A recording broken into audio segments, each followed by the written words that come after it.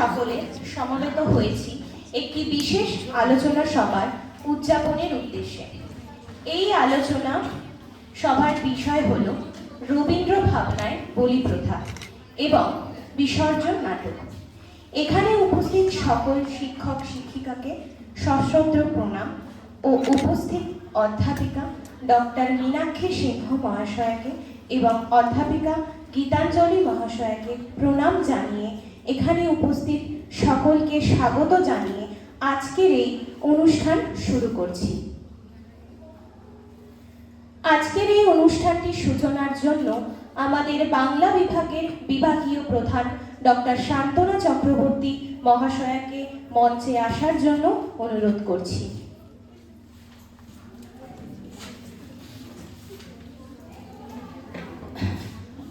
করুণা জবে প্রবেশে কলমশ ভরা চিতে, ত্যাগী সব রাগ দেশে শোকে দেহ বিশ্বহিতে। আজ ৩রা December Sarojini Naidu college for উইমেনের বাংলা বিভাগ একটি বিশেষ আলোচনা সভার আয়োজন করেছে। আজকের আলোচনা সভার বিষয়বস্তু হল রবীন্দ্র ভাবনায় বলি প্রথা এবং বিসর্জন নাটক। এই অনুষ্ঠানে বিশেষ অতিথি হিসেবে বক্তা হিসেবে উপস্থিত হয়েছেন হীরালাল মজুমদার কলেজের বাংলা বিভাগের প্রাক্তন অধ্যাপিকা ডক্টর মীনাক্ষী সিংহ মহাশয়া। কলেজের পক্ষ থেকে এবং বাংলা বিভাগের পক্ষ থেকে তাকে স্বাগত জানাই। আমাদের ডাকে সাড়া দিয়ে কলেজের অন্যান্য অধ্যাপক অধ্যাপিকা এবং শিক্ষা বন্ধুরা এখানে আমাদের সাহায্য করেছেন, এসে উপস্থিত হয়েছেন, তাদেরও আমরা ধন্যবাদ জ্ঞাপন করছি। আর সবশেষে যারা না থাকলে আজকে এই অনুষ্ঠান সম্পূর্ণ হতে পারত না, তারা হলো আমার স্নেহের ছাত্রীরা। আরেকটা কথা আমাদেরকে বলতেই হবে, একটা কথা বলতেই হবে, যার ঐকান্তিক প্রয়াসে এবং উৎসাহে আমাদের এই অনুষ্ঠান করতে পারছি, তিনি হলেন আমাদের কলেজের সম্মাননীয় অধ্যক্ষা ডক্টর স্বাগতা দাস মহন্ত মহাশয়া। কিন্তু তিনি ব্যস্ততার জন্য আজকে এখানে উপস্থিত থাকতে পারেননি, তাকেও বাংলা বিভাগের পক্ষ থেকে অসংখ্য ধন্যবাদ জ্ঞাপন করছি। রবীন্দ্র না বলি প্রথার ঘোর বিরোধী ছিলেন এবং তিনি কুপ্রথাকে তীব্রভাবে আক্রমণ করেছেন, যা তার বিখ্যাত নাটক বিসর্জনে স্পষ্টভাবে ফুটে উঠেছে। তিনি মনে করতেন যে দেবতার নামে মানুষ মনুষ্যত্ব হারায় এবং ধর্মীয় গোড়ামি মানুষকে নিষ্ঠুর করে তোলে। তার মতে বলি প্রথা আসলে মনুষ্যত্ব এবং পশুতত্ত্বের একটা দ্বন্দ্ব। আরও তিনি বলেছেন বলি প্রথা আসলে মানুষের মনুষ্যত্বকে অপমান করে, কারণ এটা মানুষকে নিষ্ঠুর এবং জঘন্য কাজে লিপ্ত হতে উৎসাহিত করে। বিসর্জন নাটকের মধ্যে আমরা দেখতে পাচ্ছি বলি প্রথার ধর্মীয় কৌশলের একটা নির্মম ছবি কিন্তু তুলে ধরা হয়েছে। তার কাছে দেবতাকে খুশি করার জন্য পশু বলি দেওয়া হয়েছিল। এটা হলো এক ধরনের হঠকারিতা এবং ধর্মীয় কুসংস্কার। তিনি সবসময় বলি প্রথাকে মানবিক মূল্যবোধের পরিপন্থী বলে উল্লেখ করেছেন। নমস্কার।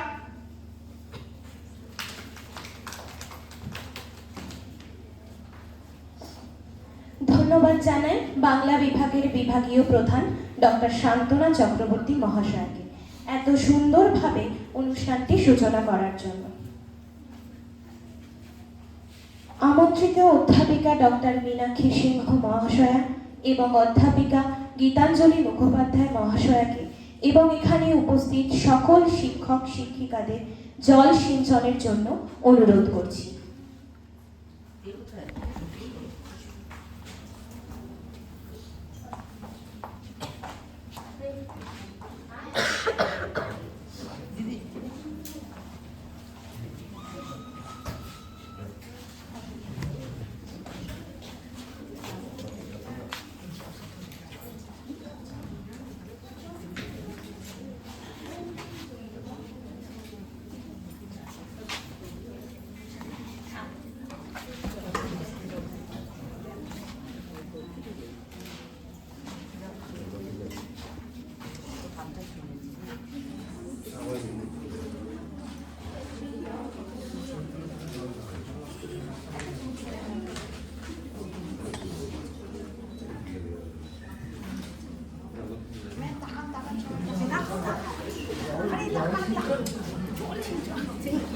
আমি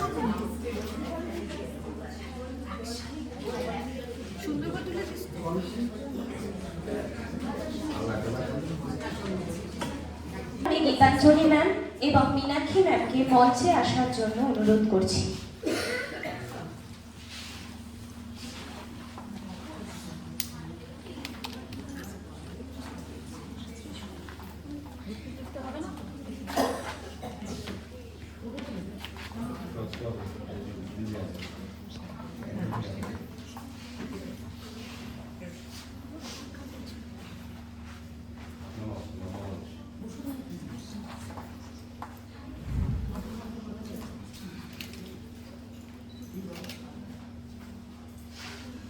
এবার আমাদের অতিথি বরণ করে নেবার পালা।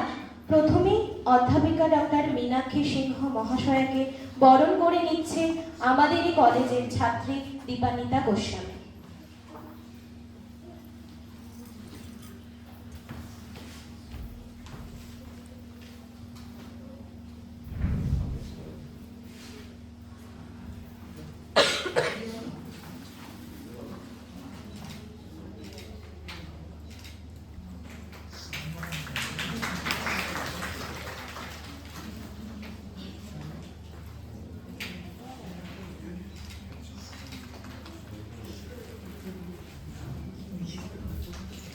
কলেজের তরফ থেকে এই গিফটটা দেওয়া হয়েছে, প্রিন্সিপাল ম্যাডাম এটা দিয়ে গেছে।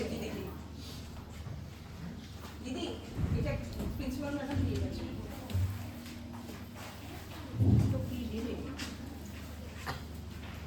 এবার মাননীয় অধ্যাপিকা শ্রীমতী গীতাঞ্জলি মহাশয়াকে বরণ করে নিচ্ছে আমাদেরই কলেজের ছাত্রী রিয়া সাধুকা।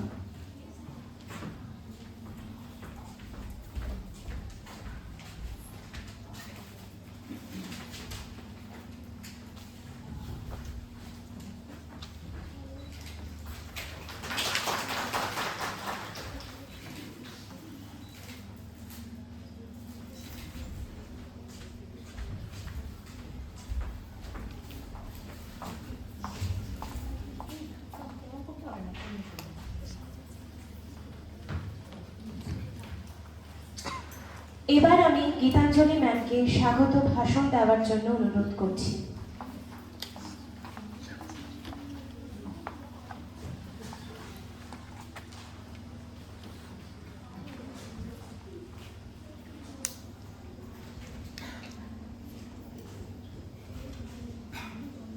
শুভ মধ্যাহ্ন।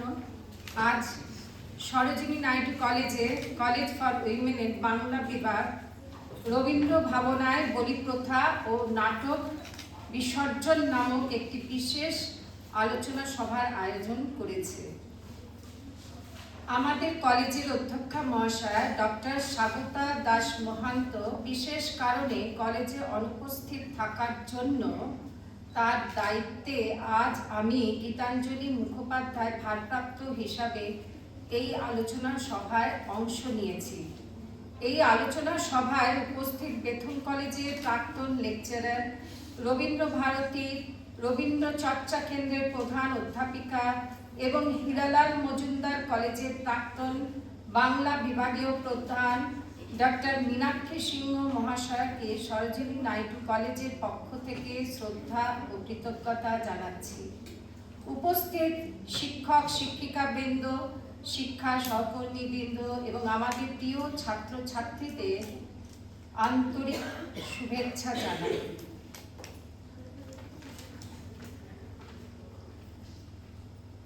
রবীন্দ্রনাথ ঠাকুরের বিসর্জন একটি বিখ্যাত কাব্যনাট্য, যা মূলত ধর্মীয় কুসংস্কার এবং যুক্তিবাদিতার মধ্যে দ্বন্দ্ব। এখানে তিনি কিভাবে ধর্মীয় বিশ্বাস মানুষকে মনুষ্যত্বহীন করে তোলে তা বলিপ্রথার মতো জঘন্য প্রথার বিরোধিতা করে দেখিয়েছেন। আজ রবীন্দ্র ভাবনায় এই বলিপ্রথা ও নাটক বিসর্জন নিয়ে ডক্টর মীনাক্ষী এই সভায় আলোচনা করবেন এবং তিনি নিজে এই নাটকটি অভিনয় করেও দেখাবেন, যা আমাদের মানবতাবোধ সম্পর্কে জ্ঞানভাণ্ডার সমৃদ্ধ করবে। এই রকম একটি গুরুত্বপূর্ণ বিষয়ে আলোচনা সভার আয়োজন করায় বাংলা বিভাগকে অশেষ ধন্যবাদ জানাই। সর্বোপরি মীনাক্ষীদি এই বয়সে আমাদের মধ্যে উপস্থিত থেকে বিসর্জন নাটকটি নিজে অভিনয় করে দেখাবেন জেনে তাকে কিভাবে ধন্যবাদ জানাবো তা বলার ঊর্ধ্বে। আর এই সভায় উপস্থিত সবাইকে ধন্যবাদ জানাই।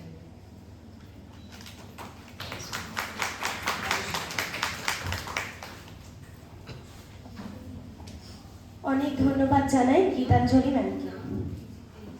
এবার আমি ডেকে নেব বাংলা বিভাগের অধ্যাপিকা ডক্টর দেবতোষী মিশ্র চৌধুরী মহাশয়াকে।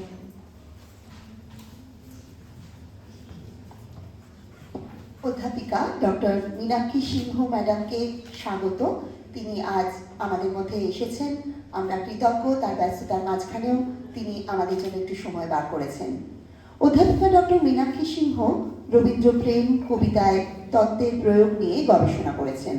বেথুন কলেজ ও কলকাতা বিশ্ববিদ্যালয়ের কৃতি ছাত্রী অবসরপ্রাপ্ত অধ্যাপিকা মীনাক্ষী সিংহ বর্তমানে ইগনু, রবীন্দ্রভারতী বিশ্ববিদ্যালয়, নেতাজি সুভাষ মুক্ত বিশ্ববিদ্যালয়, বেথুন কলেজ, বাংলা বিভাগের সরোজিনী নাইডু কলেজ যে স্নাতকোত্তর বিভাগ সেখানে কিন্তু অতিথি অধ্যাপিকা। ইউজিসি অনুমোদিত কলেজ ও বিশ্ববিদ্যালয়ের একাধিক জাতীয় আন্তর্জাতিক সেমিনারে ডক্টর সিংহ ছিলেন আমন্ত্রিত বক্তা। বাংলাদেশের রবীন্দ্র একাডেমিতে 2010-এ গীতাঞ্জলির শতবর্ষ শীর্ষক সেমিনারে তিনি ছিলেন আমন্ত্রিত অতিথি বক্তা। 1987 সালে চেকোস্লোভাকিয়ায় অনুষ্ঠিত শিক্ষা বিষয়ক সেমিনারে ভারতীয় অধ্যাপক দলের একমাত্র মহিলা সদস্য হিসাবে তিনি পশ্চিমবঙ্গের প্রতিনিধিত্ব করেছেন। মীনাক্ষী সিংহের প্রিয় বিষয় রবীন্দ্র চর্চা ও নাটকাভিনয়। তার মুদ্রিত গ্রন্থের সংখ্যা 20। এমন একজন মেয়েকে, এমন একজন ম্যাডামকে আমরা আমাদের মধ্যে পেয়েছি। আমরা কৃতজ্ঞ, তার কাছে শ্রদ্ধাবনত। এবং আজকে আমরা তার কাছ থেকে শুনে নেব রবীন্দ্র ভাবনায় বলি প্রথা ও নাটক বিসর্জন। এবং ম্যাডামকে আরও একটি কথা বলতে চাই, আমাদের মেয়েদের বিশেষ অনুরোধ, তারা কিছুটা অংশ একটু অভিনয় আকারে আপনার কাছে দেখতে চায়, জানতে চায়। ম্যাডাম।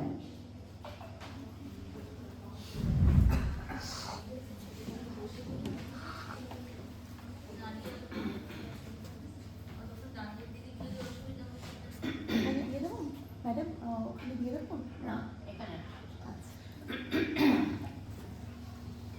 কোনো শিক্ষা প্রতিষ্ঠানে ভাষণ দিতে গিয়ে আমার প্রথম প্রণাম ঈশ্বরচন্দ্র বিদ্যাসাগর মহাশয়কে, যিনি না হলে আমরা বিশেষত মহিলারা আরো 200 বছরের বেশি বলে পিছিয়ে থাকতাম। আমার এখানে বসবার সৌভাগ্য আমি অর্জন করতে পারতাম না। বিদ্যাসাগরকে প্রথম প্রণাম, তারপর আমার যিনি চিরপথের সঙ্গী রবীন্দ্রনাথকে প্রণতি। এরপর সরোজিনী নাইডু কলেজ আমার খুব প্রিয় কলেজ। আমি বিশেষ অভাব অনুভব করছি এখানকার প্রাক্তন অধ্যক্ষা উর্মিলাদিকে।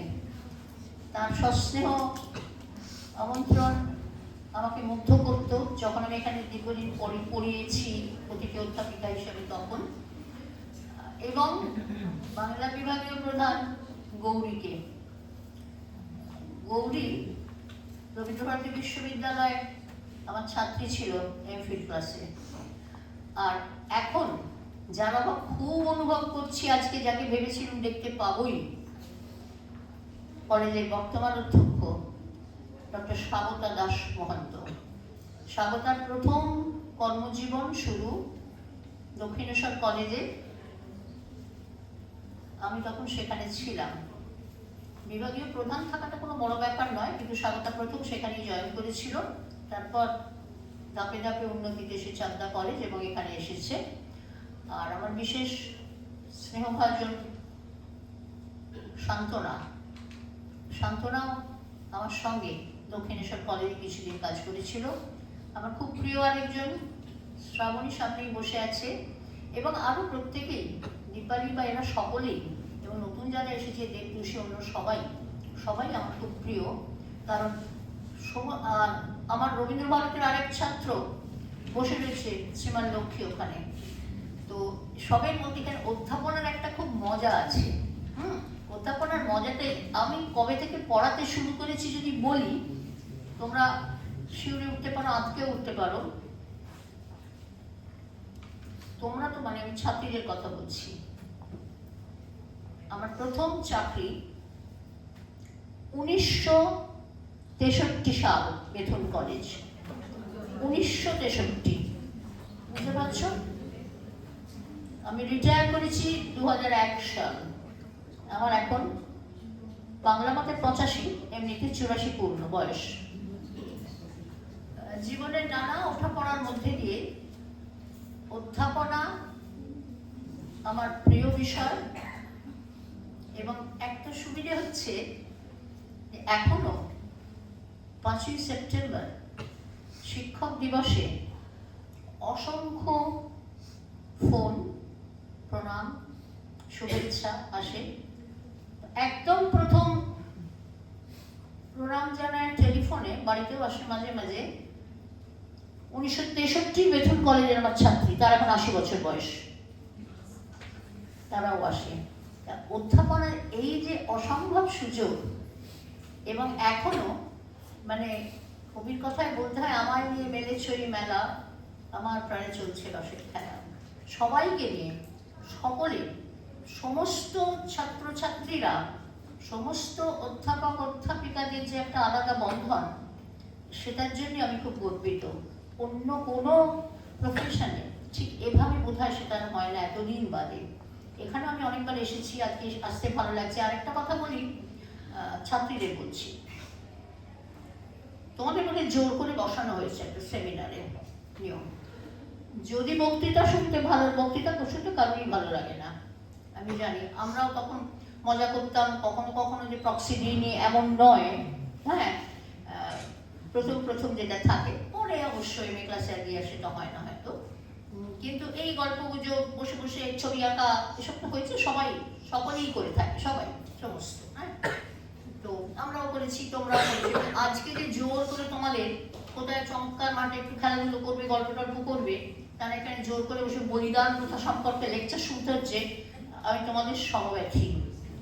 যদি তোমাদের ভালো না লাগে, ওরা চলে গেলেও আমি কিচ্ছু মনে করবো না, কিচ্ছু না। হ্যাঁ, একেবারে। আর একটা কথা, আমি সামান্য ভুল সংশোধন করছি। বলা হয়েছে যে বিসর্জন নাটকের কোনো অংশ আমি অভিনয় করবো, তা নয়। আমি অভিনয় করি, তোমরা শুনলে বিস্মিত হতে পারো। দেশে এবং বিদেশে 1991 সাল থেকে আমি একক অভিনয় করি। বাংলাদেশে 12 বার, লন্ডনে, রাশিয়াতে, ফ্রান্সে এবং পশ্চিমবঙ্গের বিভিন্ন জায়গায় করে থাকি, একা করি। আজকেও করবো, এরা আমায় বলেছে বলে।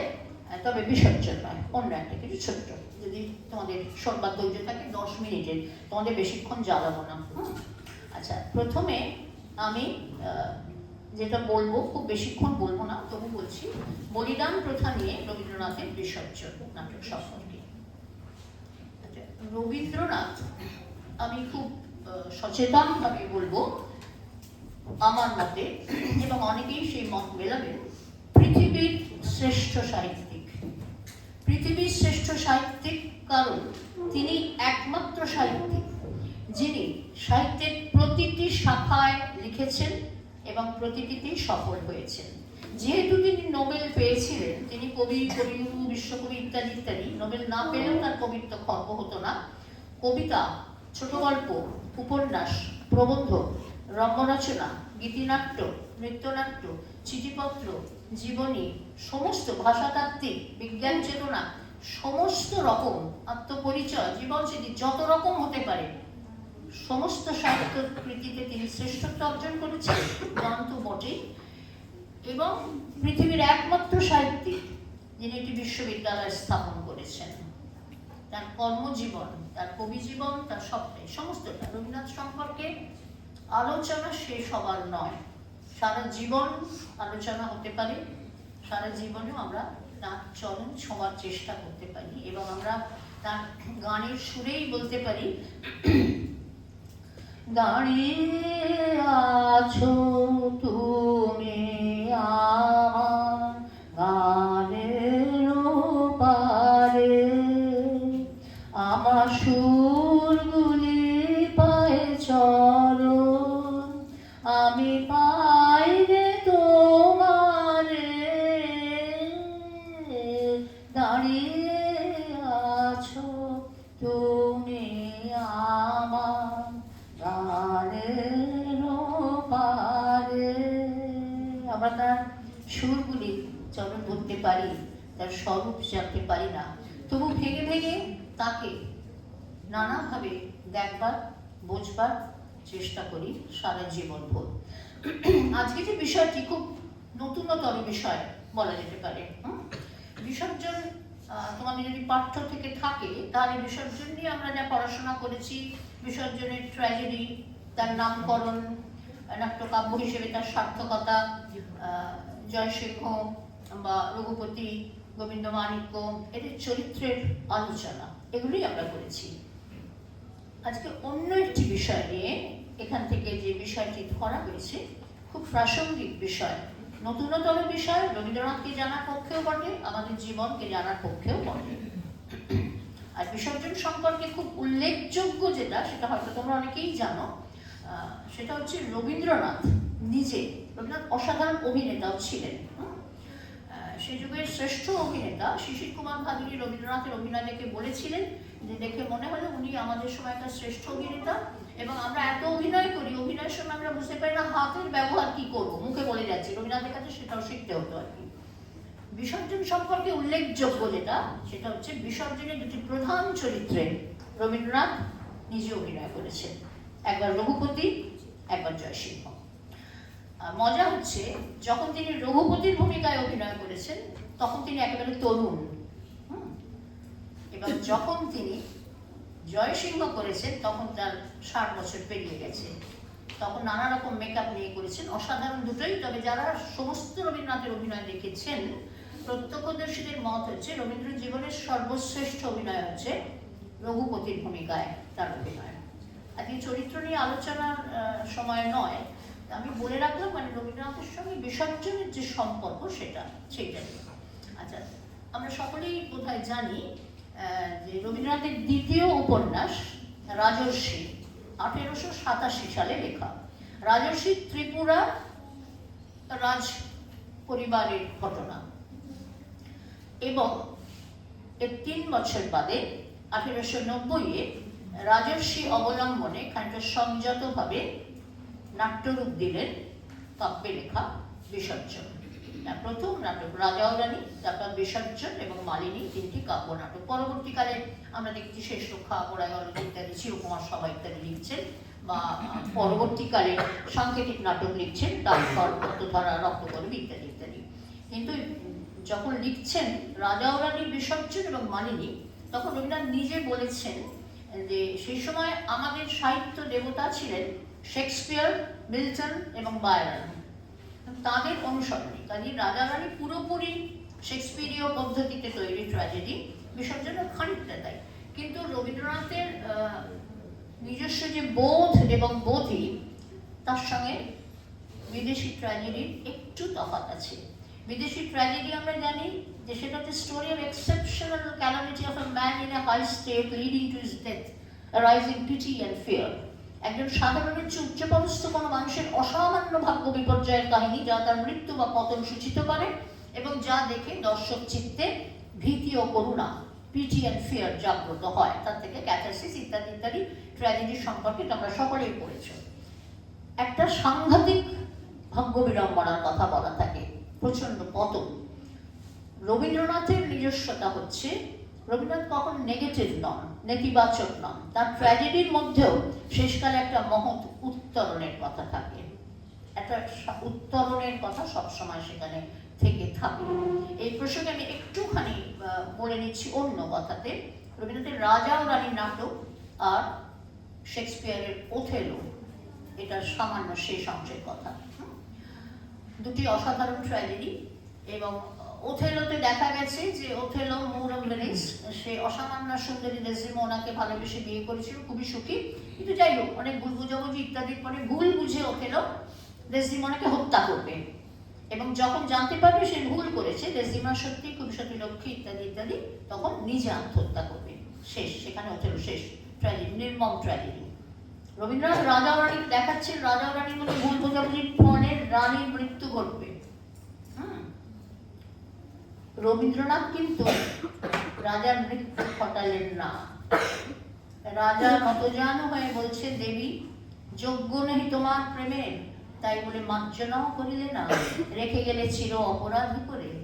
যতদিন বাঁচবো তোমার কথা ভেবে নতুন করে নিজেকে তৈরি করবে। এই যে উত্তরণ, রবীন্দ্রনাথ সেই উত্তরণটা দেখাচ্ছেন, মৃত্যুর বিভীষিকাটা নয়, নব উত্তরণ।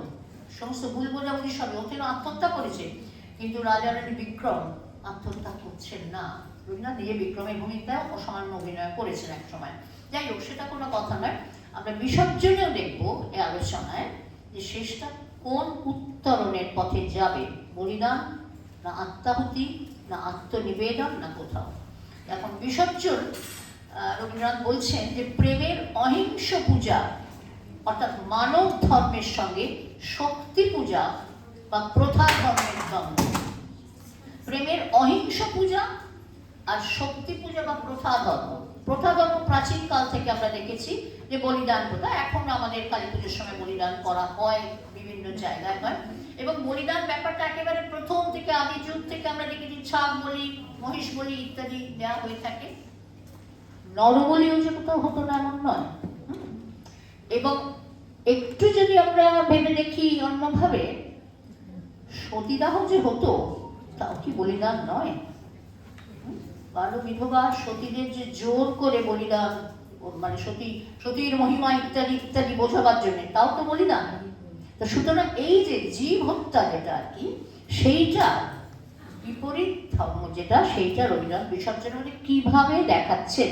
প্রেমের অহিংস পূজা, রবীন্দ্রনাথের নিজের কথা, তার সঙ্গে শক্তি পূজা বা প্রথা ধর্মের দ্বন্দ্বই। এবং এই নাট্য দ্বন্দ্ব মূলত পুরোহিততন্ত্র বনাম রাজতন্ত্র। এখন দেখা যাচ্ছে যে রাজা গোবিন্দমাণিক্য অসামান্য, কিন্তু তার সঙ্গে লড়াই পাচ্ছে কার? যিনি রাজ পুরোহিতা, যিনি ত্রিপুরেশ্বরী কালী মন্দিরের পূজারী। মানে পূজারীর এই ক্ষমতা আছে রাজার ওপরে বিরোধিতা করার। আগামী আমরা সেটাই এর মধ্যে দিয়ে দেখতে পাবো। এবং এই বলিদান ব্যাপারটা প্রথম থেকে জড়িত, ত্রিপুরেশ্বরী এতে বলিদান হতো, এবং এটা ত্রিপুরার রাজ পরিবারের সঙ্গে রবীন্দ্রনাথের যে পরিচয় ছিল সেখান থেকে ইতিহাস নিয়ে করেছেন, লিখছেন। এবং সেই সঙ্গে রবীন্দ্রনাথের মনে বৌদ্ধ ধর্মের যে অহিংস নীতি তার প্রতি একটা অসীম শ্রদ্ধা ছিল। রবীন্দ্রনাথ নিজে তার লেখার মধ্যে বলেছেন যে বুদ্ধদেবকে আমি শতাব্দীর শ্রেষ্ঠ মানব বলে মনে করি, যিনি লোকের জন্য সিংহাসন রাজ্য ত্যাগ করেছিলেন। আমরা বলতেই পারি রামও রাজ্য ত্যাগ করেছিলেন, রাম কিন্তু লোক সাধারণের জন্য রাজ্য ত্যাগ করেননি। রামচন্দ্র রাজ্য ত্যাগ করেছিলেন পিতার সত্য পালনের জন্য, এবং তারপর তিনি ফিরে এসেছিলেন, রাজত্বও করেছেন, প্রজাদের ভাববার জন্য স্ত্রীকে বিসর্জন দিয়েছেন, স্ত্রীকে নির্বাসন দিয়েছেন, স্ত্রীকে শেষ পর্যন্ত পাতাল প্রবেশ করতে হয়েছে।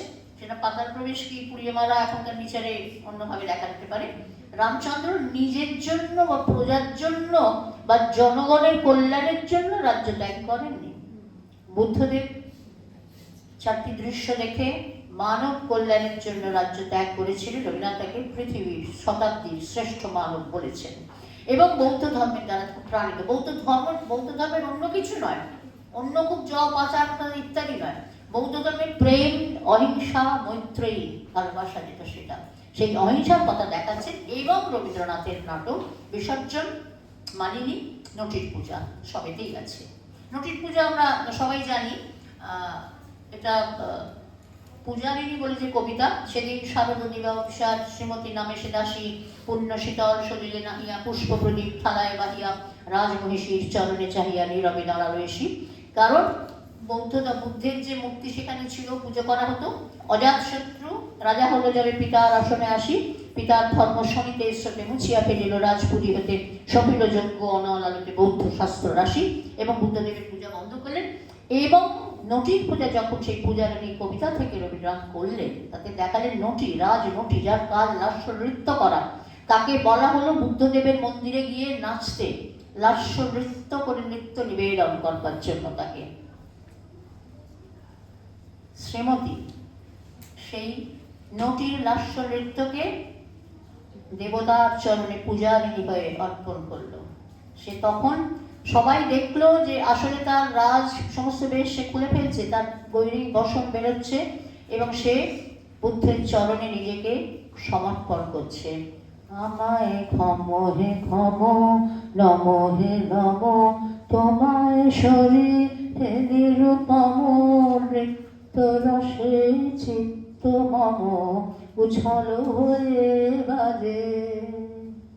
এবং বন্দনামর সঙ্গীতে আজ ভঙ্গিতে বিরাজে। এবং শ্রীমতী আত্মনিবেদন, সেও বলিদান, শ্রীমতী আত্মবলিদান, শ্রীমতীকে মেরে ফেলা হলো।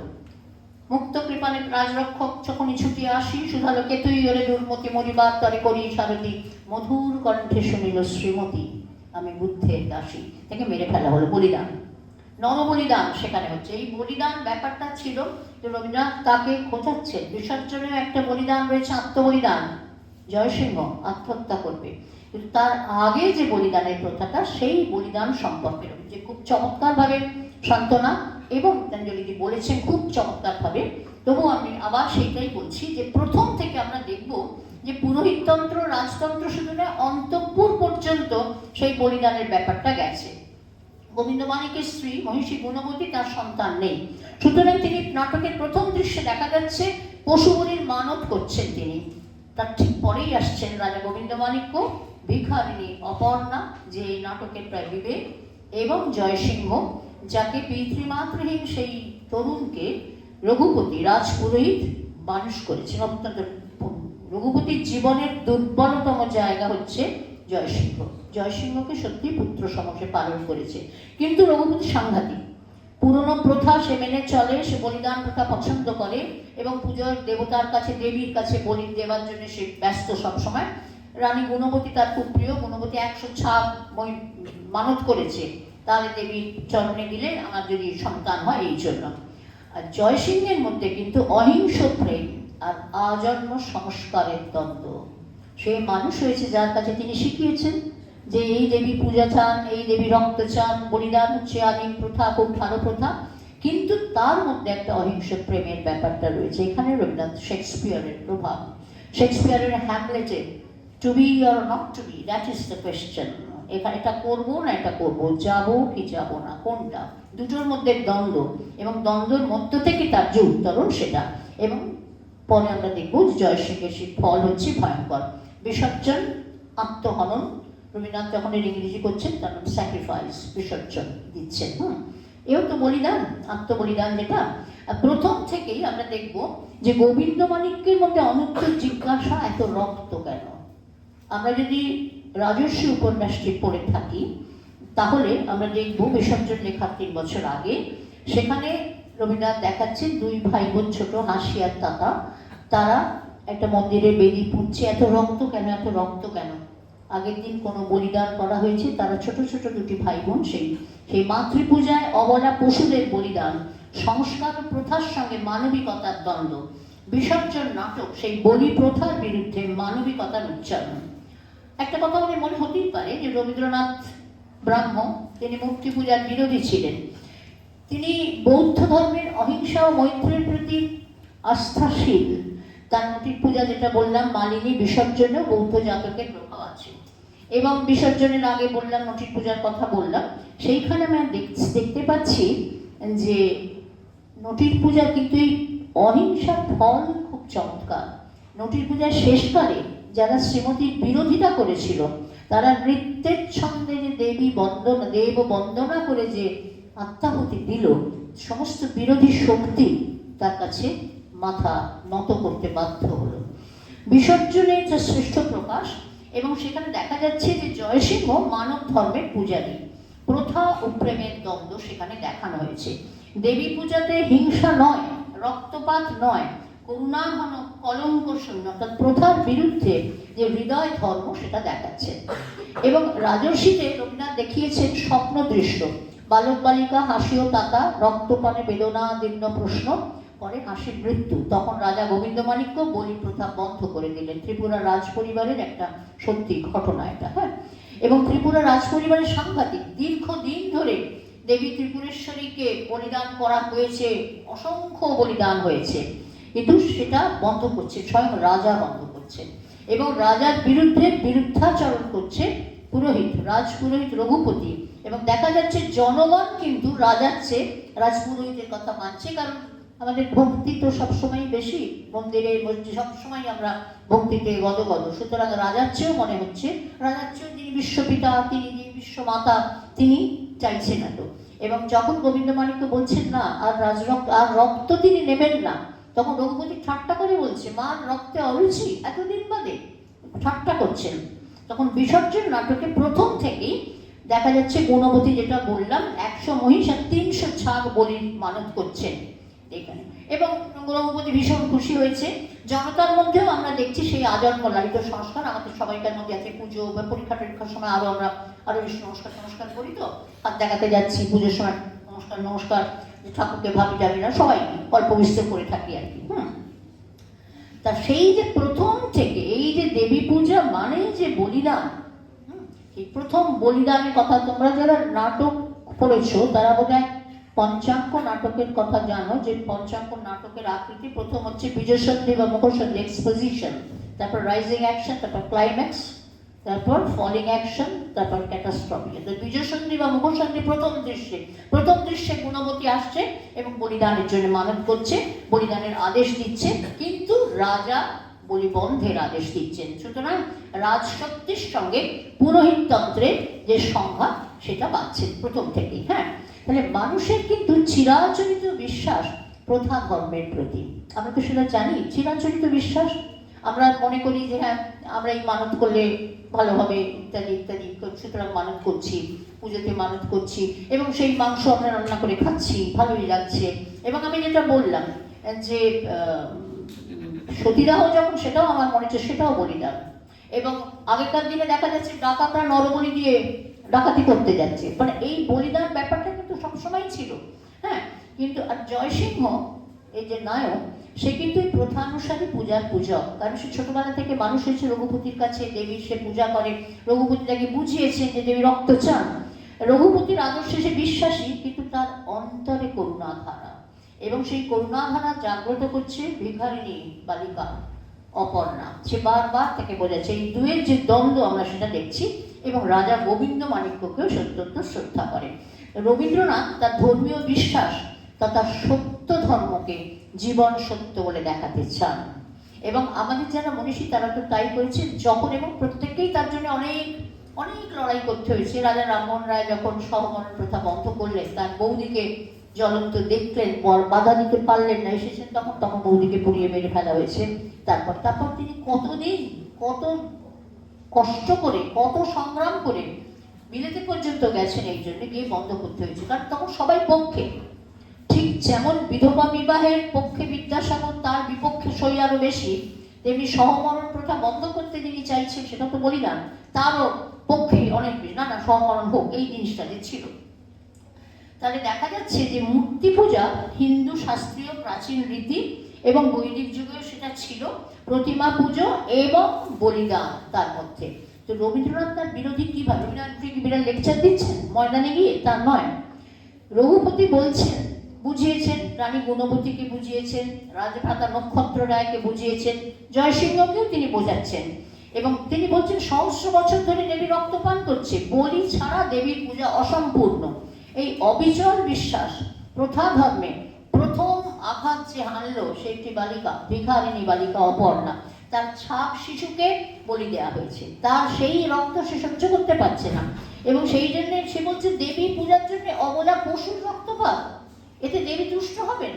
একজন ছোট, আমি তোকে মানুষ করছি, আমি তোর মার মতো, যে ছাগলকে আমি লালন পালন করেছি ছোট, তার আমি মাতৃসভা, সুতরাং তাকে কেন অবলা পশুর রক্তপাত, স্নেহ কি এখানে পরাজিত হচ্ছে?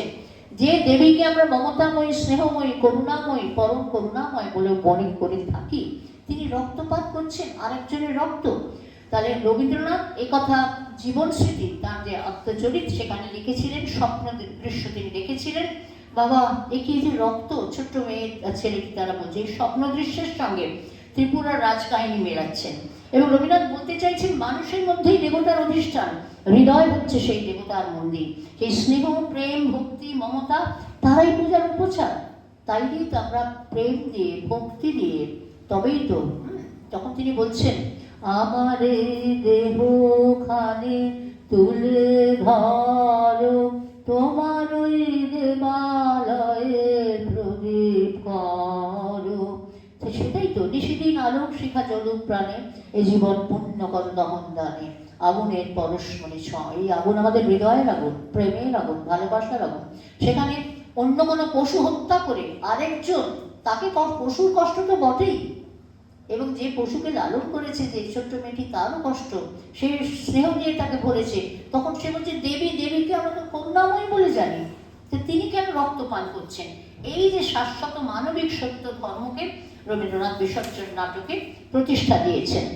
এবং 1917 সালে ম্যাকমিলান থেকে স্যাক্রিফাইস বলে বিসর্জন নাটকের অনুবাদ বেরোয়। সেখানে রবীন্দ্রনাথ বলছেন, লক্ষ্য করো এটা, I dedicate this play to those heroes who bravely stood for peace with human sacrifice, who claimed for the goddess of war.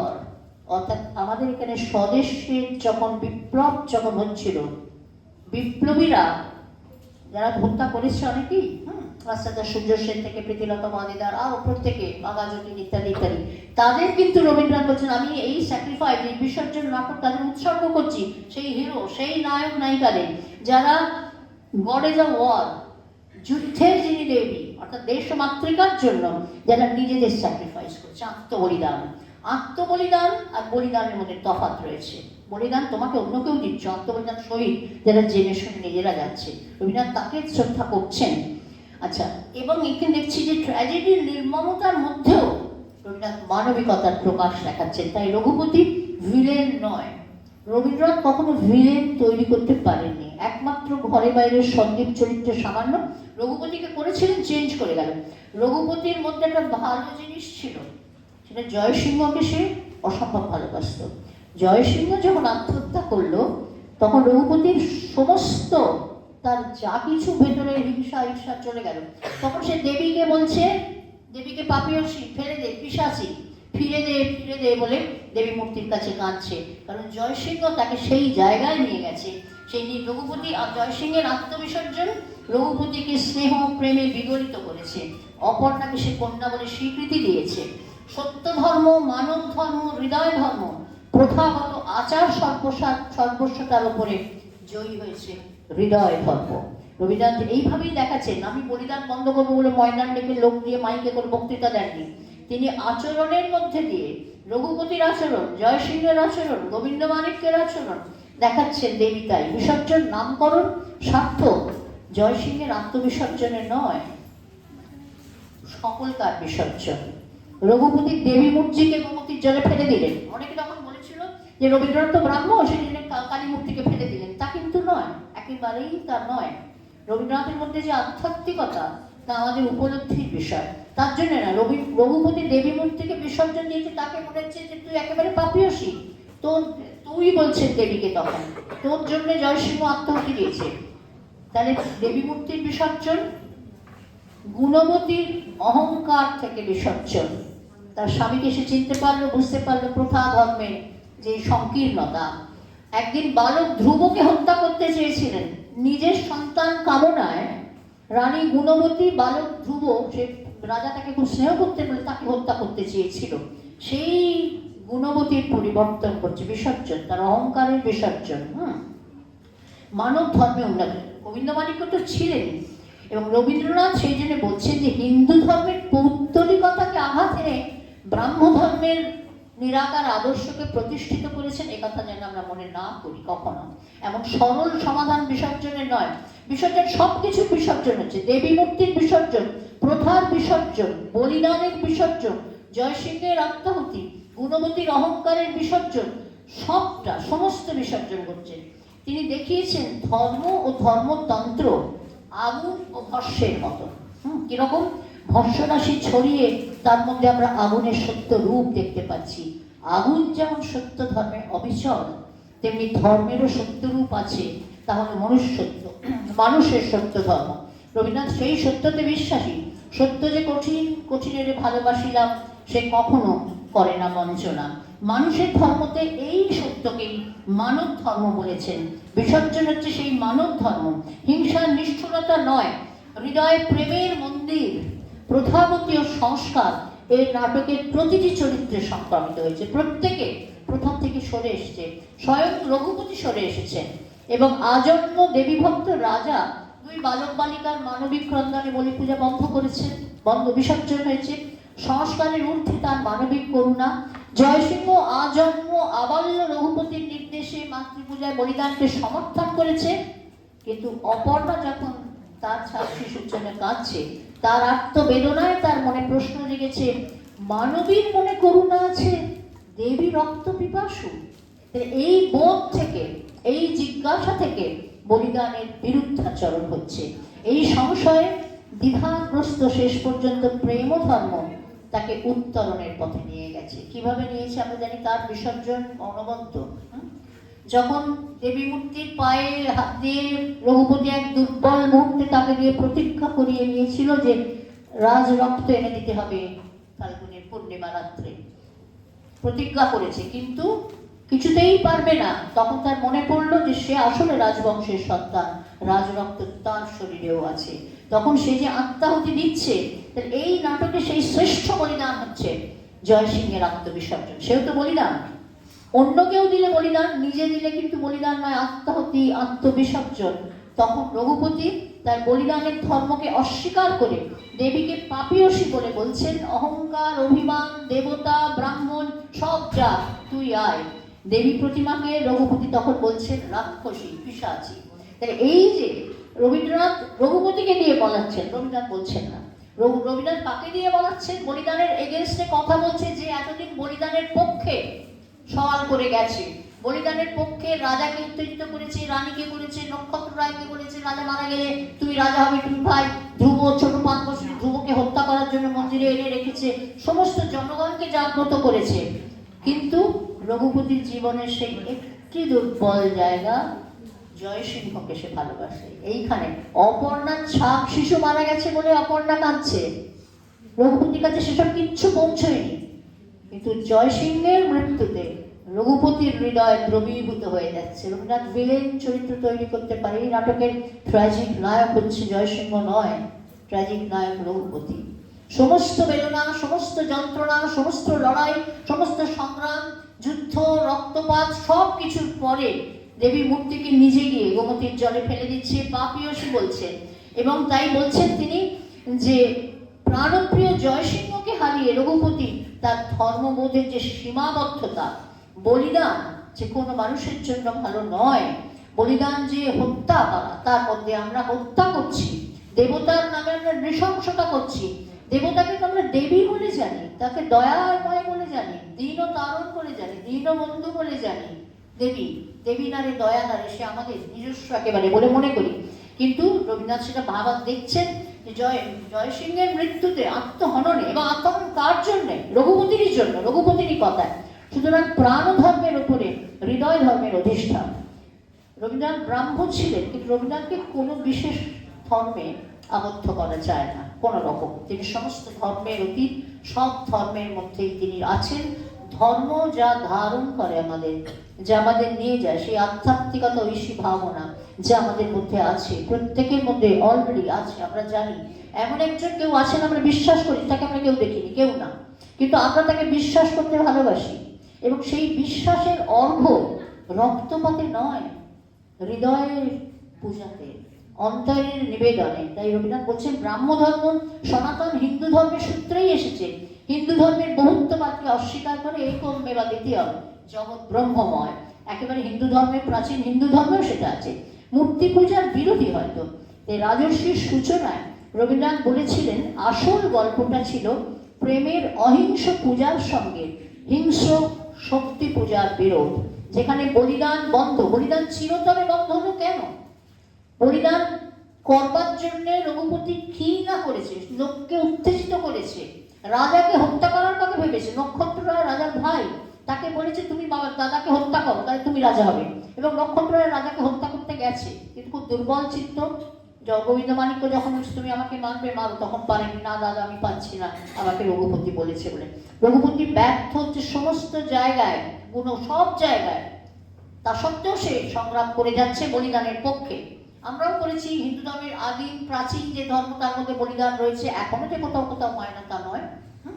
কিন্তু সেখানে রঘুপতি যখন আত্মদর্শন ঘটলো, আমার প্রিয়তম প্রিয় যে সে যখন আত্মবলিদান রক্তপাত তখন সে ঘটালো, এবং রঘুপতির জন্য রঘুপতির কাছে সে প্রতিশ্রুতি দিয়েছিল, তখন রঘুপতির বিসর্জন, তার অহংকারের বিসর্জন, বলিদানের বিসর্জন, নৃশংসতার বিসর্জন, প্রথার বিসর্জন, বলিদানের বিসর্জন, তখন দেবতাকে, দেবীকে পাপিয়সী বলছেন, যে দেবীকে এতদিন তিনি তার রক্তপায়ী দেবীকেই তিনি পুজো করে এসেছেন, রক্ত তিনি চান না। গোবিন্দমাণিক্য যখন বলছেন দেবীর অরুচি, সেই রঘুপতি তার যে ট্রান্সফরমেশন, তার যে পরিবর্তন মুহূর্তের মধ্যে, রঘুপতি তখন এক উত্তরণে গেলেন। এইখানেই রবীন্দ্রনাথ কোনো নৃশংসতায়, কোনো নিষ্ঠুরতায় শেষ হতে পারেন না। তাহলে জয়সিংহের আত্মবলিদান রঘুপতির অহং বিসর্জনের মধ্যে দিয়ে, বলিদান বিসর্জনের মধ্যে দিয়ে রবীন্দ্রনাথ দেখালেন যে এভাবেই বিসর্জন করা যায়। আমরা যাদের ভালোবাসি তাদের তো আমরা বিসর্জন চাই না, তাহলে যাদের আমরা ভালোবাসি, যে জীব যেরকমই হোক না কেন, তাদের দিয়ে কেন বলিদান দেয়? কিন্তু আত্মহনন অন্য জিনিস। বিপ্লবীদের তিনি হিরো বলছেন, তিনি গড ইজ ওয়ার। আমাদের বিপ্লবীরা, সন্ত্রাসবাদীরা যখন আত্মবলিদান করছেন, তাদের রবীন্দ্রনাথ শ্রদ্ধা জানিয়েছেন, তাদের ডেডিকেট করছেন এইটা। এবং জয়সিংহ তেমনই একজন, যে নিজে আত্মবলিদানের মধ্যে দিয়ে বলিদান প্রথাকে বন্ধ করে দিয়ে গেল। আত্মবলিদানের মধ্য দিয়ে বলিদান প্রথা বন্ধ হচ্ছে। রঘুপতিকে আমরা একটা পিতৃত্বের উত্তরণের মধ্যে দিয়ে দেখলাম। রবীন্দ্রনাথকে দেখাচ্ছেন যুদ্ধ করতে হবে না, ঝগড়া করতে হবে না, মারামারি করতে হবে না, ভালোবাসা 4 অক্ষরের একটি শব্দ, এখনো তার ক্ষমতা আছে, তাকে ভালোবেসে সব কিছু আমরা জয় করতে পারি। জীবনে যা কিছু নৃশংসতা, যা কিছু, আমাদের বিসর্জন দিতে হবে আমাদের অন্তরের মধ্যে যে বলিদান প্রথা আছে। আমরা শুধু যে লৌকিক বলিদান করছি তা নয়, আমরা যেমন পরস্পর হিংসা করছি কাউকে, কারোর প্রতি অসহায়, কার এ ভালো করছে কেন আমার হচ্ছে না, তার জন্য আমরা যা করি, এটাও এক ধরনের কিন্তু বলিদান। পাপ নিজের মধ্যে আসছে এবং তার থেকে যখন উত্তরণ ঘটছে, রবীন্দ্রনাথ দেখাচ্ছেন সেই বলিদান হচ্ছে আমাদের আত্মাহুতি। আমরা যাকে ভালোবাসি তার জন্য সমস্ত দিতে পারি। আমার সকল ভালোবাসায়, সকল আঘাত, সকল আশায় সে থাকবে। সেখানে বলিদান তখন বিসর্জন হচ্ছে, এবং এই বিসর্জন নামকরণ সেজন্য সার্থক। আমরা খালি মনে করতে পারি যে জয়সিংহের আত্মবলিদান বিসর্জন, তা নয়। বলিদান প্রথার বিসর্জন ঘটালেন রবীন্দ্রনাথ একটা নাটক লিখে। ময়দানে বক্তৃতা তাকে করতে হলো না। এবং সেই বলিদান প্রথা করলো কে? তাকে ধ্বংস করলো কে? স্বয়ং রঘুপতি, যে এতদিন ধরে বলিদানের পক্ষে সকলকে উত্তেজিত করে এসেছে। দেবী মূর্তির কাছে একমাত্র উপচার বলিদান, তা নয়। দেবীকে যদি দিতে হয়, তাকে যদি আমরা মা বলেই ডাকি, কেন রক্ত দেব? তাকে তো আমরা ভালোবাসবো, তার কাছে যাব। তো সেইভাবেই আমাদের সমস্ত অহমিকা বিসর্জন, রক্তপাতের হিংসা, দেশ, ক্রোধ, পাপ সমস্ত বিসর্জন দিয়ে যেদিন আমাদের হৃদয়ের অর্ঘ দিতে পারবো, সেদিনই শ্রেষ্ঠ আত্মদান, সেদিনই অহমিকার বিসর্জন, সেদিন বলিদানের বিসর্জন। এইভাবে রবীন্দ্রনাথ কাব্য নাটকের মধ্যে দিয়ে, চরিত্রের মধ্যে দিয়ে, নৃশংস ভিলেন বলে যাকে ভাবছিলাম তার চরিত্রের মধ্যে দিয়ে পরিবর্তন এনে দেখালেন বলিদান হচ্ছে আত্মবলিদান। আমাদের হৃদয়কে যখন আরেকজনের জন্য দেব, তার চেয়ে বড় বলিদান আর কিছু হতে পারে না। আমার হৃদয় তোমার হোক, সেই দেবতার চরণে, দেবীর চরণে আমাদের সেই আত্মবলিদান হচ্ছে শ্রেষ্ঠ বিসর্জন। জয়সিংহ সেই বিসর্জনের মধ্যে দিয়ে চিরকালীন পশু বলিদান প্রথাকে বন্ধ করে দিয়ে গেল। এর মধ্যে বৌদ্ধ ধর্মের প্রভাব থাকতে পারে, রবীন্দ্রনাথের নিজস্ব যে জীবন ধর্ম, প্রেম ধর্মের প্রভাব থাকতে পারে। আমরাও মনে করি তাই। আমরা সবসময় যে কোনো মৃত্যু তো আমাদের আহত করে, বেদনা বোধ করে। আমাদের প্রিয়জনের মৃত্যুতে আমরা বেদনাবিদ্ধ হই। যখন তাকে অন্য কেউ বধ করার কথা ভাবে, বলিদানের কথা ভাবে, তখন আমাদের হৃদয়ের যে আলোড়ন, সেই আলোড়ন আমাদের এক মহৎ কোনো উত্তরণের পথে নিয়ে যায়।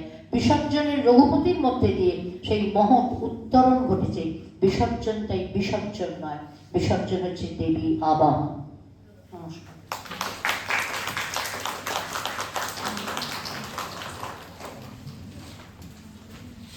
আচ্ছা, একটা অভিনয়ের কথা বলা হয়েছে, 1 মিনিট।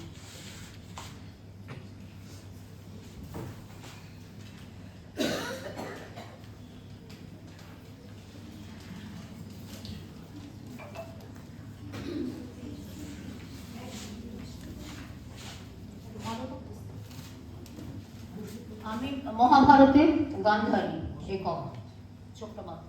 গান্ধারী তো চোখ চেয়ে থাকতে পারে না। 1 মিনিট।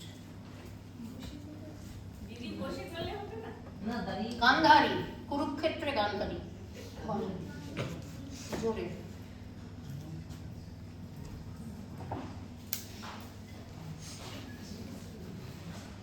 জোর জোর জোর। হ্যাঁ হ্যাঁ হ্যাঁ, ঠিক আছে। মেরেছো, আরেকটু দাও, ফুল যাবে।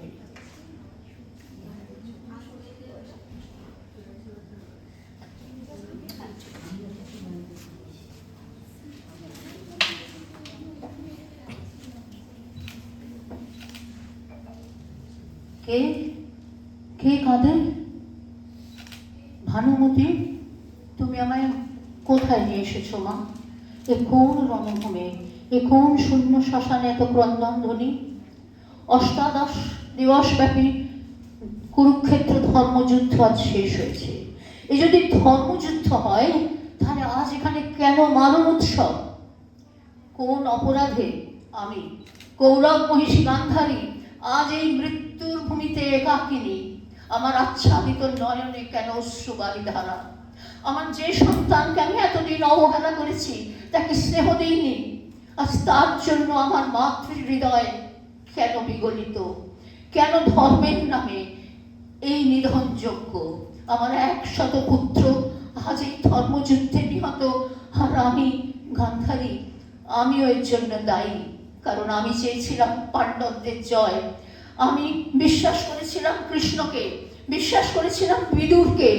তাই আজ আমার আচ্ছাদিত নয়নে এই অশ্রুবাড়ি ধারা। মানবতী, এখানে কারা কারা খুঁজে ফিরছে এই অসংখ্য সব দেহের মাঝখানে? কারোর পিতা, কারোর পুত্র, কারোর স্বামী নিহত, আর আমি এই অন্ধ নয়নে এই দেখবার জন্য এসেছি এই রণভূমে। এই জন্যই কি বিধাতা আমার চোখ আচ্ছাদিত করেছিলেন? চিরকালীন ধর্মব্রতে থাকা গান্ধারী, কি পেয়েছো তুমি? ধর্ম, ধর্ম চেয়েছো, পেয়েছো দুঃখ নব নব। আজ কেন বলতে পারছি না যত ধর্ম তত জয়? মনে পড়ে অনেক দিন আগে যখন তরুণী গান্ধারীর বিবাহের কথা হয়েছিল। সেই বিবাহের সময় দুটি রাজ্যের মিলনের কথা লোকে ভেবেছিল, একবারও কেউ ভাবেনি তরুণী গান্ধারীর মনের কথা। তার জন্য করুণা হয়নি কারো। আর সেই দিন থেকে আমি গান্ধারী নিজেকে তৈরি করেছি। আমি যখন জেনেছি আমার স্বামী অন্ধ, সেই দিন থেকে আমি আমার 2 চক্ষু আবৃত করেছি। আমি ভেবেছিলাম আমার স্বামী যদি আমাকে না দেখে ভালোবাসতে পারেন, তাহলে আমিও তাকে না দেখেই ভালোবাসবো। সেই দিন থেকে পৃথিবীর রং, রূপ, রস সব আমার চোখের সামনে থেকে চলে গেছে। আমি দেখিনি আমার স্বামীর দেহকান্তি, দেখিনি আমার সন্তানদের স্নেহবৎসল মুখ।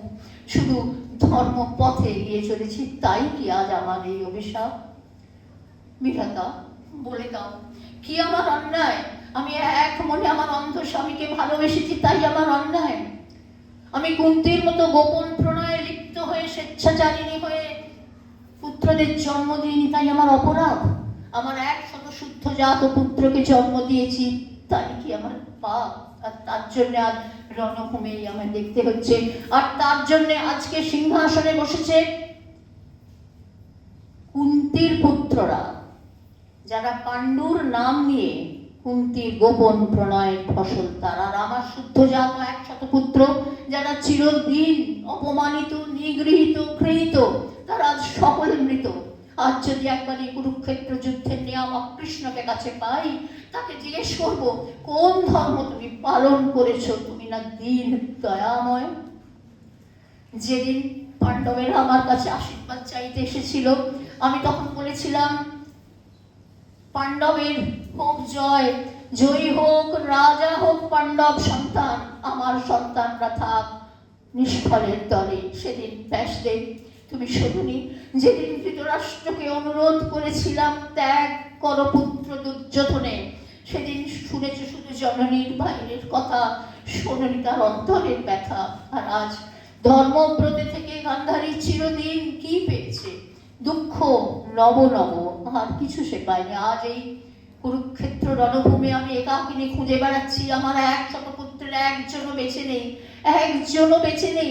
আজকে কুরুকুলের যারা কেউ নয়, সেই পাণ্ডবরা রাজ সিংহাসনে বসেছে, আমার পুত্র পৌত্র শত শত, তারা সবাই নিহত হয়েছে। আজ আমি এখানে একাকিনী, তাদের আমি কোনোদিনও স্নেহ দিইনি, ধর্মের পথে চলেছি। আজ যে তাদের জন্য আমার মাতৃ হৃদয় ক্রন্দনরত।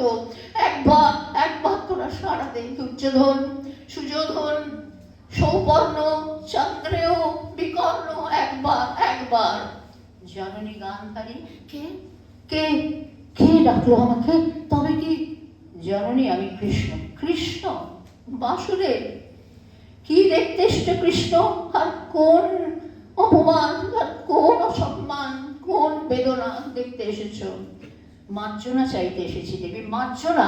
কৃষ্ণ, তুমি আজ আমার কাছে মার্জনা চাইতে এসেছো? তুমি কি ফিরিয়ে দিতে পারবে আমার পুত্রদের?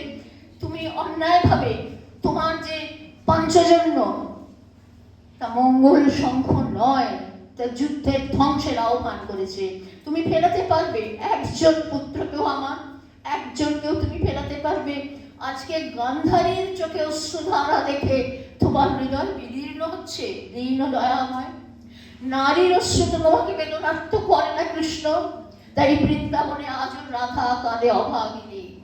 যেদিন রাধা তোমাকে বলেছিল, মথুরা নগরপতি গোকুল ছাড়ি মত যাও, মথুরা নগরপতি গোকুল ছাড়ি মত যাও, মত যাও, মত যাও। তুমি শোনোনি?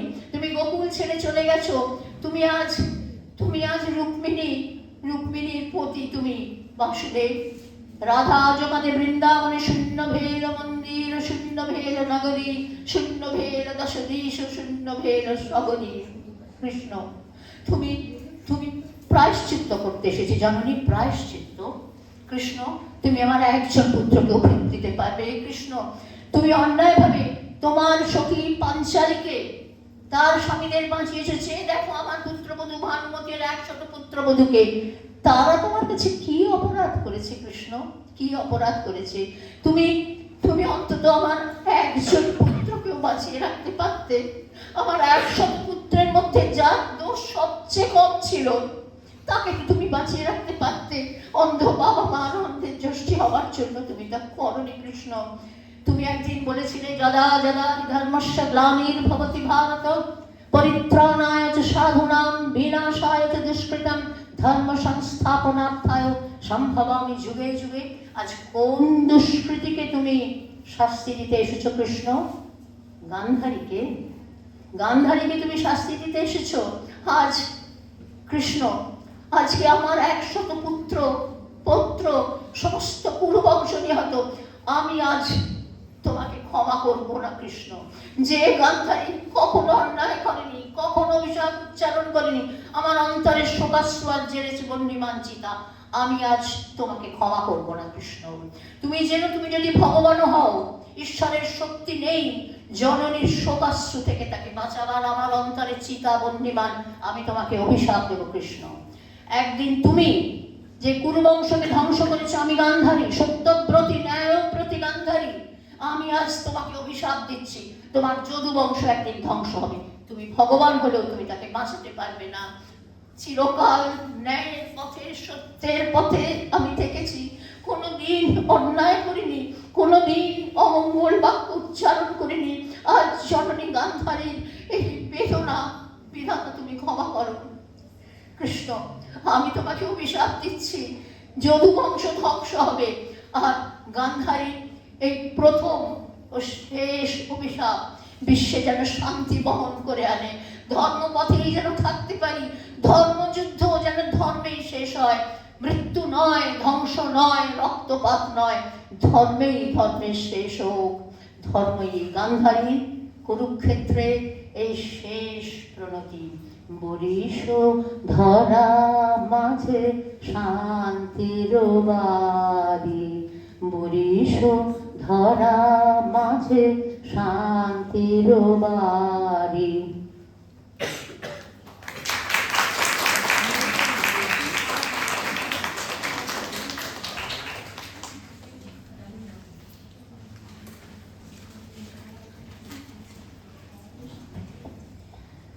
অনেক ধন্যবাদ অধ্যাপিকা ডক্টর মীনাক্ষী সিংহ মহাশয়াকে এত সুন্দরভাবে আজকের এই আলোচনা সভার তাৎপর্য আমাদের সামনে তুলে ধরার জন্য।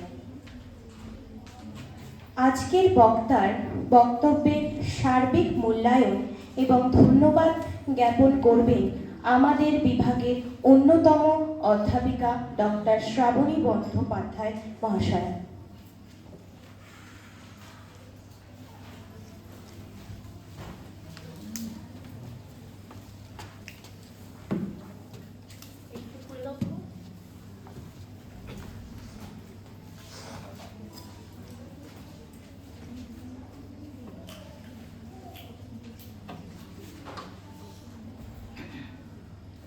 আসলে দিদির এই বক্তব্য এবং তারপরে অভিনয় গান্ধারীর আবেদন শোনার পর সত্যি আমার আর কোনো কথা বলার মতন জায়গা নেই, মানে নেই, মানে আমি ভাবতেই পারছি না এত সুন্দর বলার পর কিছু বলা যায়। তো আমাকে এখানে দায়িত্ব দেওয়া হয়েছে দিদি আজকে বক্তব্যের একটা সার্বিক মূল্যায়ন এবং ধন্যবাদ জ্ঞাপন করার। সে কারণেই দু চারটে কথা আমি বলছি। তা আমি খুবই ভাগ্যবান যে হীরালাল এই কিছুদিন আগে হীরালাল কলেজে একটা সেমিনারে দিদির সঙ্গে আমি একই সঙ্গে প্যানেল চেয়ারে ছিলাম। সেদিনকেও শুনেছিলাম দিদির এই অভিনয়, আজকেও শুনলাম, আগেও শুনেছি। যখনই শুনি মন্ত্রমুগ্ধের মতো শুনি এবং কোথায় যে নিজেকে হারিয়ে ফেলি নিজেও জানি, নিজেকে খুঁজে পাই দিদির বইয়ের মধ্যে। তা আজকে আমাদের যে এক্সটেনশন লেকচার রবীন্দ্রনাথের বলি প্রথা ও নাটক বিসর্জন, রবীন্দ্র ভাবনায় বলি প্রথা ও নাটক বিসর্জন। তো রবীন্দ্রনাথ ঠাকুর বাংলা সাহিত্য সমাজ চিন্তায় দিদি অনেকক্ষণ সুন্দরভাবে বিশ্লেষণ করেছেন। আমি সেইখান থেকে দু চারটে পয়েন্ট নিয়ে একটু বলছি। করেছেন সেখানে মানবতাবাদী চেতনার বিস্তার ঘটিয়েছেন এবং তিনি যেটা করেছেন যে অমানবিক রীতি এবং ধর্মীয় কুসংস্কারের বিরুদ্ধে একটা প্রতিবাদ জানিয়েছেন। তাই এই বলি প্রথা সম্পর্কে তার যে অবদান সেটা আমরা দেখি বিসর্জন নাটকের তীব্র প্রতিবাদের মাধ্যমে, আমরা সবাই জানি সেটি দেখি। তো বলি প্রথা সম্পর্কে রবীন্দ্রনাথের দৃষ্টিভঙ্গি, রবীন্দ্রনাথ মনে করতেন কি? রবীন্দ্রনাথ মনে করতেন যে ধর্মের উদ্দেশ্য হচ্ছে মানুষকে কল্যাণ, মানবতা, উদারতা দেখানো এবং সেখানে কিন্তু যখন অন্ধবিশ্বাস, কুসংস্কার এবং বৈজ্ঞানিক দৃষ্টিভঙ্গির বাইরে গিয়ে মানুষের শান্তি যেখানে নষ্ট করে এবং যেখানে মানুষের একটা বিরুদ্ধে দাঁড়ায়, সেখানে তো সেই বলিদান বা সেই প্রথা চলতে পারে না। তাই রবীন্দ্রনাথ তিনটে জিনিস মনে করেছে তার যে ভাবনা চিন্তা। এক হচ্ছে মানবতাবাদী তার অবস্থান, দুই হচ্ছে বিজ্ঞানসম্মত ও যুক্তি নির্ভর দৃষ্টিভঙ্গি, তিন হচ্ছে ধর্মের নৈতিক পুনর্গঠন। তো আমাদের আজকে নাটক যে বলি বিসর্জন, এই বিসর্জন বলি প্রথার বিরুদ্ধে রবীন্দ্রনাথের একটা বার্তা। এখানে যে বলেছেন, রবীন্দ্রনাথ বলেছেন যে রাষ্ট্রীয় স্বার্থে নামে যে হিংসার ব্যবহার করা হয় এবং ধর্মকে যে অপব্যবহার করা হয় সেইটা বিরুদ্ধে রবীন্দ্রনাথ দাঁড়িয়েছেন। এবং নাটকের যে কেন্দ্রবিন্দু পুরোহিত রঘুপতি এবং রাজা গোবিন্দমাণিক্য, সেই নিয়ে আমি বলতে যাচ্ছি না। দিদি খুব সুন্দর আলোচনা করেছেন, দুই বিপরীত চরিত্র নিয়ে দিদি আমাদের বক্তব্য রেখেছেন। তো রঘুপতি ছিলেন যিনি হচ্ছেন বলিদানের মাধ্যমে দেবীর শক্তি সাধনা বিশ্বাসী, মানে শক্তি আহরণ করা যায়, এবং তিনি যুক্তিবিরোধী অন্ধবিশ্বাসী একজন মানুষ। আর রাজা গোবিন্দমাণিক্য তিনি হচ্ছেন শান্তি, মানবতা এবং অহংকার এবং অহিংসার প্রতীক, এবং যিনি তার যেটা আবেদন ছিল যে তার বিশ্বাস দেবীর বলি বিসর্জন নয়, মানবতাই হোক। দেবীর যেটা হয়, মানুষ যে বিসর্জন দেয়, বলি প্রথা দেয়, সেটা ভয়কেই ভুল ভেবে সেটা মানুষ তার ইচ্ছাকেই তুলে ধরে। তার বিসর্জন এই যে দেবীকে নয়, যে হিংসার বিসর্জন, যেটা দিদির বক্তব্যে বারে বারে উঠে এসেছে। এবং দেবী এটা আমাদের এই বিসর্জন নাটকে দেবী এটা বাস্তব চরিত্র নয়, এটা একটা এই যে সেটা হচ্ছে একটা শক্তির প্রতীক। এই দেবী হচ্ছে শক্তির প্রতীক। এখানে রবীন্দ্রনাথ চান এই শক্তি যেন মানুষের কল্যাণের সাথে, মানবতার সাথে ব্যবহৃত হয়, হিংসায় নয়। এবং তিনি দেখিয়েছেন ধর্ম যদি মানবতাকে অস্বীকার করে এবং তাহলে সেই ধর্ম বিসর্জনেরই যোগ্য। সেই বিসর্জন নাটকে বিসর্জন কথাই বলা হয়েছে। তো আমি যে কটা পয়েন্ট আমি দিদির এখান থেকে আলোচনায় একটা সার্বিকভাবে যে বার্তা পেলাম, সে দিদি বলতে চেয়েছেন ধর্মের নামে কখনো হিংসা চলতে পারে না। দিদি এটা খুব সুন্দরভাবে রবীন্দ্রনাথের এবং নাটক এবং বিসর্জন নাটকের মধ্যে দিয়ে আলোচনা করে দেখিয়েছেন। এবং বলিদান হলো ভয়, অন্ধবিশ্বাস এবং নিষ্ঠুরতার প্রতীক। আর সত্য ধর্ম হলো দয়া, প্রেম, ন্যায় ও মানবতা। এবং শক্তি পুজো করে অহিংস মানবতার পথে হবে, রক্তপাতের মাধ্যমে নয়। এবং দিদি নটির পূজা অহিংসার ফলস্বরূপ বলেছেন। রঘুপতি বিসর্জন এবং সেই বিসর্জনের উত্তরণের পথ দেখিয়েছেন, যেটা দিদি বলেছেন শেক্সপিয়ারের ওথেলো নাটকে কথা উল্লেখ করেছেন। বলেছেন যে সেখানে ট্র্যাজেডি আছে, কিন্তু রবীন্দ্রনাথ কখনো সেখানে নেগেটিভ দিয়ে কখনো শেষ হয় না, নেতিবাচক। রবীন্দ্রনাথ সবসময় চান একটা উত্তরণের পথে, অর্থাৎ উত্তরণটা তিনি দেখিয়েছেন। এবং বলিদান না আত্মাহুতি, এটা নিয়ে দিদি খুব সুন্দর ব্যাখ্যা করেছেন, প্রশ্ন করেছেন। এবং তিনি বৌদ্ধ ধর্মের যে অহিংসা নীতি, সেই কথাও তিনি বলেছেন, রবীন্দ্রনাথের যে নিয়েছেন। এবং বৌদ্ধ ধর্মের প্রমাণিত যে জয়সিংহের যে প্রেম এবং শেক্সপিয়ারের প্রভাব, সেই সম্পর্কে আলোচনা করেছেন। এবং তিনি বলেছেন যে আত্মবলিদান না বলিদান, এটা নিয়ে একটা বড় প্রশ্ন যেটা আমরা আজকের আলোচনা থেকে উঠে এসেছে, যে আত্মবলিদান না বলিদান, অর্থাৎ এই দেবী মূর্তির বিসর্জন। এবং সেখানেই আমরা দেখি অহংকারের বিসর্জন, জয়সিংহের আত্মাহুতি। বলিদানের পক্ষে এই যে রঘুপতি যে দিয়ে বলাচ্ছে যে ট্র্যাজিক, এটা ট্র্যাজিক নাটক হচ্ছে রঘুপতি। তা এখানে শেষে দিদি যেটা আমাদের বলেছেন যে আত্মবলিদানের মধ্য দিয়ে বলিদান বন্ধ হলো ভালোবাসার মাধ্যমে বলিদান প্রথার বিসর্জন রঘুপতির মধ্য দিয়ে যেটা উত্তরণ ঘটেছে।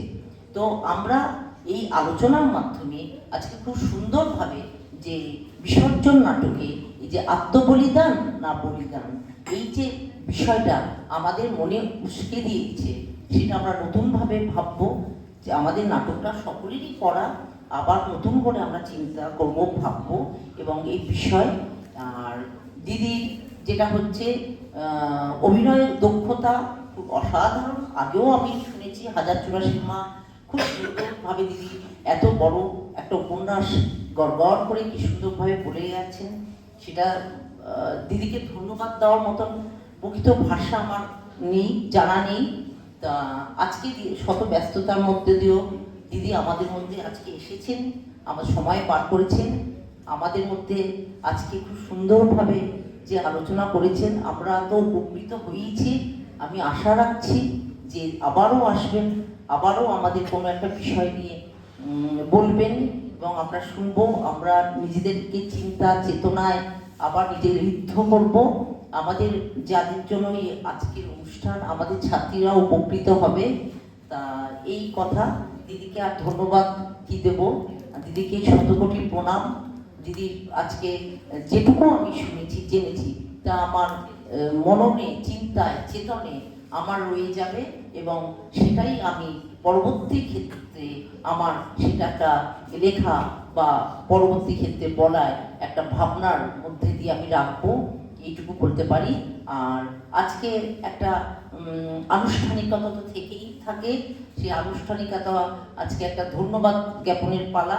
তো আজকের এই এক্সটেনশন লেকচারে যার প্রেরণা এবং সহযোগিতা ছাড়া আমাদের অনুষ্ঠানই সুসম্পন্ন হয় না, তিনি হচ্ছেন আমাদের মাননীয় অধ্যক্ষা মহাশয়া ডক্টর স্বাগতা দাস মহান্ত। তিনি আজকে আমাদের মধ্যে উপস্থিত না থাকলেও তিনি সর্বদাই আমাদের মধ্যে বিরাজমান। তাকে তো ধন্যবাদ আমি জানাচ্ছি। আমাদের ধন্যবাদ জানাচ্ছি আমাদের বিভাগীয় প্রধান ডক্টর শান্তনা চক্রবর্তী, যার খুব উৎসাহ নিয়ে তিনি বিষয়টা ঘটিয়ে তুলেছেন এবং এই এক্সটেনশন লেকচারটা আগেই হওয়ার কথা ছিল, কিন্তু সেদিকে খুব বৃষ্টি হয়েছিল, 23শে সেপ্টেম্বর খুব সম্ভবত। তো খুব বৃষ্টি হয়েছিল, সারা কলকাতা শহর ডুবে গিয়েছিল, তো সেই জন্যই সেদিনকে করা সম্ভব হয়নি। তো ভালোই হয়েছে, আজকে হয়েছে। আজকে বেশ একটু শীতের আমেজও পড়েছে, আমাদের ভালোও হয়েছে। আর আমি ধন্যবাদ জানাবো আমাদের বিভাগের সকল অধ্যাপক অধ্যাপিকাদের, যাদের আমাদের মধ্যে উপস্থিত থেকে কোনো না কোনোভাবে সক্রিয় সহযোগিতায় এই আজকের অনুষ্ঠান সম্ভব হয়েছে। ধন্যবাদ জানাবো আমাদের এই দুটি মেয়ে কম্পিউটার সায়েন্সের, তারা নিরন্তর তারা দেখি এই যে যেটাতে আমরা একেবারেই একটু আগের প্রজন্মের মানুষ বলে অজ্ঞ, তারা আমাদের সবসময় হেল্প করেন। ওদের আর ধন্যবাদ কি দেবো, ওদের রইল আশীর্বাদ। আর আমাদের নন টিচিং স্টাফ যারা, তাদের দেব। আর আমাদের মধ্যে আজকে উপস্থিত হয়েছেন আমাদের ফিলোসফি ডিপার্টমেন্টের দর্শন বিভাগের বিভাগীয় প্রধান গীতাঞ্জলি মুখোপাধ্যায় মহাশয়া। উনি নিজে যদিও বলেছেন ওনার বক্তৃতায় যে আমি মানে শূন্যস্থান পূরণ করেছেন, মানে প্রিন্সিপালের শূন্যস্থানটা উনি পূরণ করেছেন। আসলে পূরণ নয়, উনি আমাদের মধ্যে আছেন। মানে অতএব গীতাঞ্জলি দিকেও ধন্যবাদ জানাচ্ছি। গীতাঞ্জলি দি আমাদের মধ্যে আজকে এই যে শূন্যস্থান পূরণ নয়, আমাদের মধ্যে আছেন, আমাদেরই একজন গীতাঞ্জলি দি, এবং সব দিক থেকেও, মনের দিক থেকেও, সব দিক থেকেও গীতাঞ্জলি দি আমাদেরই একজন। আর আমাদের বিভাগে অন্যান্য বিভাগের দু একজন অধ্যাপিকারা এসেছিলেন, তারাও ক্লাসের জন্য হয়তো চলে যেতে বাধ্য হয়েছেন, তাদেরকেও ধন্যবাদ জানাই। আমাদের নন টিচিং কর্মীদেরও ধন্যবাদ জানাই। আর আমাদের সর্বোপরি যাদের জন্য এই অনুষ্ঠান, আমাদের ছাত্রীরা, তারা যদি কিছুমাত্র শুনে থাকে, তাদের থাকে, তাদের যদি এটা একটু যদি দিদির বক্তব্য দিন, আমি তো মানে আমার তো চোখে জল এসে গেছে, তাহলে আমি মানে কি বল, তাহলে আমাদের এই অনুষ্ঠান করার সার্থক হয়। তা তোমরা এইটা দিদির এই বক্তব্যের মাধ্যমে যদি তোমরা কিছু জানতে পারো, কিছু শিখতে পারো, বিসর্জন নাটকটা যদি একবার অন্তত পড়ো, এটা শোনবার বিষয়। আমি তো পড়বো, আমি তো পড়েছি, আবারও পড়বো, কথা দিলাম দিদির কাছে। তো তা যেটা হচ্ছে যে তোমরা যদি আর পড়ো এবং তোমরা জানো, তাহলে আমি নিজে ধন্য হই, নিজেকেই নিজে ধন্যবাদ জানাচ্ছি। তা এই হচ্ছে ব্যাপার। তা আজকের অনুষ্ঠান সার্বিক সাফল্য যে হয়েছে, কামনা হয়েছে, তার জন্য আমি সবাইকে আরেকবার ধন্যবাদ জানিয়ে এবং দিদিকে শতকোটি প্রণাম জানিয়ে আমিও সবাইকে ধন্যবাদ জানাচ্ছি এতক্ষণ ধৈর্য ধরে কথা শোনার জন্য। আরেকটা কথা আমি একটু বলতে ভুলে গেলাম, যে আমাদের এই যে পিজির মেয়েরা শ্রুতি তারপরে ব্রততী, দীপান্বিতা, এরা খুব সুন্দরভাবে, কোথায় চার্টগুলো কোথায়, হ্যাঁ খুব সুন্দরভাবে আমি দেখেছি ক্লাস নিতে গিয়ে ওরা সেই কফি দিয়ে কি সুন্দর বানাচ্ছে। কফির গন্ধ কোথা থেকে আসছে? ও আচ্ছা আচ্ছা, যাই হোক, ওরা খুব সুন্দরভাবে কাজ করছে এবং ওরা খুব নিষ্ঠার সঙ্গে এটা বের করছে। তা ওদেরকে কি আর করবো, ওদের এই যে কর্মোদ্যোগ, এটাকে প্রশংসার দাবি রাখে, এই কর্মোদ্যোগটা চালিয়ে যাওয়া। হ্যাঁ স্যার।